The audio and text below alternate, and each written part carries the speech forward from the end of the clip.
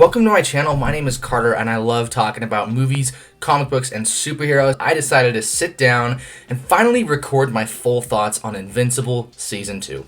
Invincible Season 2 is now streaming in full on Amazon Prime, and throughout this review, I will be diving into some light spoilers. If I spoil anything big, I will drop it right beforehand. I'll say, hey, I'm going to spoil something pretty big here, so be careful, look out.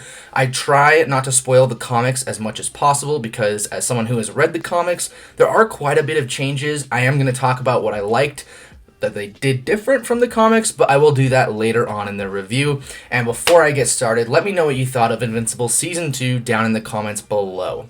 So, the biggest thing I need to get out of the way beforehand is that I am not a fan of the massive break they did between Part 1 and Part 2. They did it to generate hype, and I really do not believe that whatsoever. I think it was just Amazon saying, hey, we need to, have a little something for the viewers for when we have our ad-free plan, because we're going to introduce ads. That's just my opinion. It seemed kind of sketchy to me, especially since it ended on a big cliffhanger, but nothing that couldn't be resolved too quickly. And then watching episode 5, it made me kind of think maybe episode 5 should have been the cliffhanger. Maybe if they did 10 episode seasons, it would have fit a little better. That's just my opinion though. So yeah, I just wanted to get the break out of the way very quickly because that is the number one thing people say when you bring up Invincible now. The break killed the hype. And yeah, it did. The break definitely killed the hype for Invincible, unfortunately. I mean, there's still a lot of people talking about it because it's a freaking great show. But I do think that if they had released it week by week without taking that break, it would have done so much more for the show overall. And it wouldn't have killed so many people's excitement for the show. And honestly, it killed a little bit of mine, sadly, because the show was really great. I'm a big fan of Season 1. When Season 1 came out, watched it all. I've watched it 4 or 5 times since. Along with Season 2, Part 1, I've watched it quite a few times. And I really wanted to give my full thoughts because Season 2, Part 1 was so good. And I sat down, I was like, I haven't read the comics yet. Do I want to get spoiled? I had a few things spoiled for me, so I eventually just decided to bite the bullet and read all of Invincible. All 144 issues, and it genuinely is one of my favorite comic series I have ever read. Right back there is a whole plethora of comic books that I have, and in my closet over there is thousands of just single back issues that I've collected, that I've read over the years. And so I adore comic books. I love comic books as a whole. I can't believe I've never read Invincible before because it genuinely wrapped me up so quick. I was so invested in all the characters. And if you haven't read the Invincible story by Robert Kirkman, if you haven't read any of the comic books, I would highly recommend it. The TV show is structured to where it takes what it wants and kind of leaves a lot of stuff out, but it takes some of the most important parts of the series and actually expands on a lot of the side characters. So sometimes, especially in the early issues, there are plot lines that can be a little redundant, and I enjoyed how the show just kind of cut those out or merged them into one, especially in Season 1. The biggest change from Season 1 and the comics was that immediately the Guardians of the Globe are dead in Episode 1 of Invincible in Season 1, and Omni-Man did it. You know that. In the comic books, it takes a few issues to show the Guardians of the Globe dying. I think I said Guardians of the Galaxy. The Guardians of the Globe dying. And I love the change in that show because it sets up the tone very early on, shows you that it's a very different type of superhero show. Omni-Man is someone who you can't really trust, and so it just sets you on edge the rest of the season. And the first season wrapped up in such a great way where I was pretty worried how Season 2 could follow it overall. And Season 2 deals with a lot of the fallout of Mark fighting his dad. Omni-Man is gone, the world sees him as a villain, the world sees Invincible as a new hero who can save humanity. Mark is struggling with the fact that he's a lot like Nolan in ways he wouldn't expect, and he wants nothing to do with Nolan. He doesn't want to be associated with Nolan. He's trying to shed anything to do with Omni-Man the whole season. He's having a hard time returning to his original life, deciding what he wants to do, because the ending of Season 1 changed his life forever. And it also has Mark going into space a few times, adapts some other great comic storylines. So in the first part of this review, I will get into the story of Invincible Season 2. The story I found to be really interesting and engaging. Of course, sadly, not as engaging as Season 1. With Season 1, you just have that tension that I mentioned before that is just built up so well throughout the season. You just don't feel safe when Omni-Man is around at all. And with Season 2, you lose that because Omni-Man's not on Earth. However, if you can get past that, I really do love the story of Season 2. It's all centered around Mark trying his hardest to not be his dad. And a lot of Season 2 might feel like exposition or slower paced than Season 1. That's because it's setting up a lot of dominoes. Season 2 has the unfortunate yet fortunate situation of following Season 1, but also preceding Season 3. After Season 1, there's so much that you have to go into. What does the world look like after Omni-Man's gone? What does Invincible's life look like? What happened to characters like Debbie and Donald and Cecil? How do they react? All of these side characters have their own lives, and the show really takes its time to show you what people are like. Debbie is phenomenal in this show. She is probably far and away one of my favorite characters in this season. She just gets so much growth and so much to do, and you genuinely just feel so sad for her. I feel so much empathy and sympathy for her because of what Nolan did to her and to Mark. And you follow her throughout the season, and I thought that was really effective, how the show takes its time and shows you the dramatization of what would happen if you're married to a superhero, and of course, to Omni-Man and everything that he did. You get to experience that fallout with Debbie and with Mark, and it really is just heartbreak. And like I mentioned, the show precedes Season 3. If you've read the comic books, you know so much is going to happen in Season 3. There's so many big storylines, and it gets me so excited because you have classic storylines that I really can't even say the name of. I mean, Conquest, come on, I'm so excited for the Conquest fight. It's going to be phenomenal. You have everything that's coming with the space. I'm getting too excited. I can't say anything because I really don't want to spoil a ton. It's going to be huge. There's going to be so much in Season 3 that I feel like Season 2 really needed to slow down and pile up the dominoes again. And so Season 3 can just knock them all down. You can get right into it without any kind of rushing. You don't have to rush anything in Season 3. And so I'm very excited for Season 3. That being said, I definitely don't think Season 2 is as bad as people say it is. I've seen a lot of people online kind of just slandering Season 2 simply because it's just not as tense or maybe as interesting to some people as Season 1 was. And I understand that, but I really disagree. I thought Season 2 was excellent. I enjoyed all of the little side stories in Season 2, especially stories where characters get to shine, like Rexplode and Donald.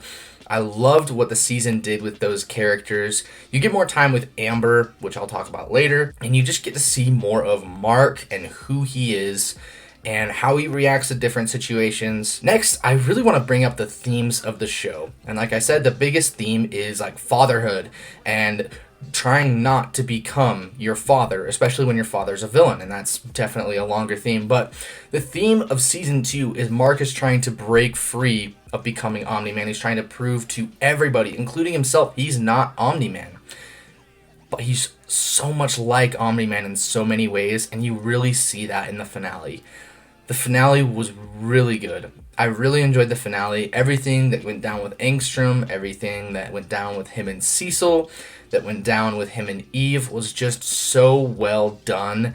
And while I do think that finale could have had a little more time with Angstrom, I really did love what we got, and I wish it was just a little bit more brutal. I'll speak more on the finale at length in a little bit, but the theme of Mark trying not to be Omni-Man, and these characters trying to be better versions of themselves, figure out who they are. Every character in Season 2 struggles with a part of their identity. You have Eve struggling with her identity of a superhero like she did in Season 1.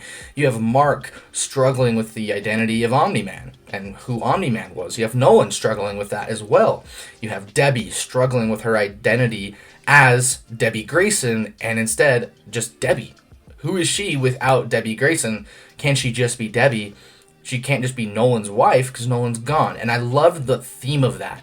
And what does Cecil think about all this? Can Donald be more than what he is? Can William help Rick, I believe, be more than what he is? And so stuff like that was very engaging to me, watching the characters just face all that inner turmoil. And I know it sounds like basic storyline stuff, but a lot of it was added for the show. For example, in the comic books, you don't really touch on a lot of the stuff with Rick and William, and I believe that Donald is explored a lot more in a spin-off. I didn't read the spin-off, but from what I understand about the spin-off, Donald's a lot more three-dimensional in the show. Correct me down in the comments if I'm wrong, but at least in the show, he feels much more three-dimensional and a lot more interesting and engaging. All the stuff they added in the show to flesh out all these side characters really worked for me, and I love Mark and his character in the show, but all the stuff with the side characters was very interesting and engaging as well. You have episode with Alan, characters like Rex and Amber and Immortal even. And I feel like things like that really worked well for the show to kind of just make it feel more of an ensemble, whereas Invincible is definitely still the main character, and you'll see him in season 3 really evolve to being the character of Invincible, to becoming his namesake. But I feel like it set up a lot of pieces for season 3 and also expanded on what was set up in season 1 very well. And season 2, I feel like, was a great sophomore season. It did exactly what a season 2 needed to do. Expand on the first, build up to the third. Next, I'll move on to the pacing. The pacing of the show definitely felt a little slower than the previous season. Whereas the previous season had Omni-Man in the first episode killing the Guardians of the Globe, and then you have more stuff with Mark, and then you have college campus episode, and then you have Machine Head episode. You just had some other stuff, but the threat of Omni-Man always felt looming. And I think season 2 suffered from not having a threat looming. You have Angstrom set up in the first episode, and then he pops back in, here and there to kind of do his thing, but nothing really crazy. And I wish that maybe they had done something new with Angstrom, something else with Angstrom to kind of show us a little bit more of who he was, because his main appearances are really in episodes 1 and 8, and he's not in them for very long. And so while you do get a good grip of who Angstrom is, it still feels like the pacing just isn't there. And this kind of leads into my next point with the villain. I feel like the show definitely could have used a more overarching villain. And I know in the comic books, it definitely suffers a little bit from that as well. As much as I love the comic books, once you get past the stuff with Omni-Man where he leaves Earth, it just kind of picks up with Angstrom, and then you have the Viltrumites as well. Everything that was explored in season 2 in, the comic books. And that's how it goes, but the comic books can just fly by so much faster, whereas I think the show may have benefited from just a little extra of this or that. Maybe lean in more to the Viltrumite side, or lean in more to Angstrom's side, and see how those connect with Mark and his storyline. So if I had to have one complaint about season 2, I would say that was it, just the pacing and the lack of that big villain, that big obstacle standing in Mark's way. Of course, the obstacle is, again, what I've repeated many times throughout this video. He's trying to not be his father. However, I feel like maybe a physical villain, someone for Mark to fight, someone to threaten him, would have been maybe a little bit better pacing-wise, and just kind of helped boost up a little bit of the action. Whereas the action in Invincible is always good and fun and decent, very gory. I feel like they could have done a little bit more. There's no massive standout action sequence like the sequences from season 1. And as much as I love that Mark versus Angstrom fight in the finale, I do think that Mark versus Nolan in season 1 was just a little bit better, more visceral, more brutal, so much of a gut punch from watching the show. If season 2, again, had any issues, it would be just that lack of Omni-Man, that lack of a threatening presence over Mark. I think that the show could have benefited from it. You really don't get a lot with the Maulers either past season 1, part 1. You don't get any of some of the stuff that was set up in season 1. As much as I love some of the side things that the show does, I just don't really care about a lot of the stuff with like Egypt, for example. Everything with that, honestly, my mind is completely slipping if it leads into something later on in the comics. They might do something in the show, but I just feel like those precious moments, especially in the finale, where it was setting up, that, I can only possess a man. It's funny, but I would have just loved to see more of Mark's struggle in the finale. And so, as a viewer, it kind of frustrates me seeing they took precious time away from Mark's struggle and focused on just a simple gag. Now, again, that could definitely come back to play later on, but I feel like it just didn't really fit in the finale. And going into the finale itself, I loved the finale. I thought it was fantastic. I don't want to compare apples to oranges. Don't want to compare season 2 finale to season 1 since they are very, very different. But I did love the fight with Mark and Angstrom, like I mentioned below. Like I mentioned before, I thought everything with Debbie was great. I loved the teases for season 3 and the setup for season 3. And I really enjoyed just kind of wrapping Mark's character for the season and just showing us that, well, he's not his father. Again, they are very similar in a lot of ways. Spoilers here for the finale. I'm going to spoil the finale. And so if you don't want to hear it, skip ahead or just turn your volume down for about a minute. So 3, 2, 1. When Mark kills Angstrom in the season 2 finale, I definitely loved it. It felt earned, and that line, "I thought you were stronger," is so good. Every line delivery by Steven Yeun and every actor or actress in this season is just phenomenal. And as much as I love Mark killing Angstrom, I do wish it was built up a little more. That complaint I just keep going back to. And I loved Mark's struggle with it, really showing us where he's going to go in future seasons. If you read the comics, you know it goes one way or another, but I thought that it was really well done, and I'm excited to see what happens with Mark going down the line. Now onto the characters overall. Like I've mentioned throughout this review, Debbie was phenomenal. Cecil is always great. Walton Goggins is just great in that role. Donald is very interesting in this season, someone I didn't even expect to see show up, and then I knew he comes back in the comics, but I genuinely forgot, and it's been a minute since I read him. And I loved seeing everything they did with him and Rick and William. I thought their connection was very genuine and actually kind of touching, especially in the finale. Seeing Amber come back, I feel like the writers wrote her in a way where she's just not going to get mad at Mark, which fixed some of the frustrations of the first season, because I definitely think that, like, come on, Amber, he's a superhero, like, really? Of course, it's that secret identity thing that the superheroes always struggle with, but when the writing's on the wall in Invincible, I do feel like maybe they strung Amber along just a little too much. Especially if you've read the comics, you know she's really not around for all that long, but I feel like it could have just been done a little better. Amber could have been gone a little bit earlier. However, having said that, her scene with Anissa is just chilling, and the Anissa fight is pretty good. Now, on to the main character of the show, Invincible. Mark is such a great character. In the comics, he's so three-dimensional. He's so interesting. He goes through so many arcs, sees so much, and I'm very interested to see how they're going to portray a lot of his darker moments in the show, a lot of his more questionable moments where you're like, Mark, what are you doing? But I think that they handled it very well in this season, especially in the finale. His struggle and his battle within himself is just so great and endearing. And I'm really excited to see where the space plotline goes from now, with some characters that I won't mention for spoilers. But like I've mentioned a million times in this review, Mark is very interesting, very engaging in this show this season. And I adored what they did with his character. I think that having him just be so powerful, he has such power with him, and he's so dangerous that everybody is afraid of him. They know they're screwed if he turns, and he knows that. Having someone struggle with that is really interesting, especially since it, like, runs in the family. He's a Viltrumite. They're going to conquer. And you can just see the panic and fear in some people's faces when they talk to him, and just, like, the apprehension that Cecil has with him.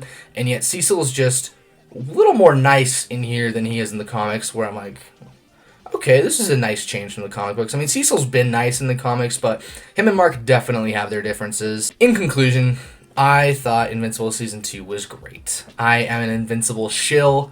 Since I read the comics and saw Season 1, I have been all over this. Invincible is like my new favorite thing.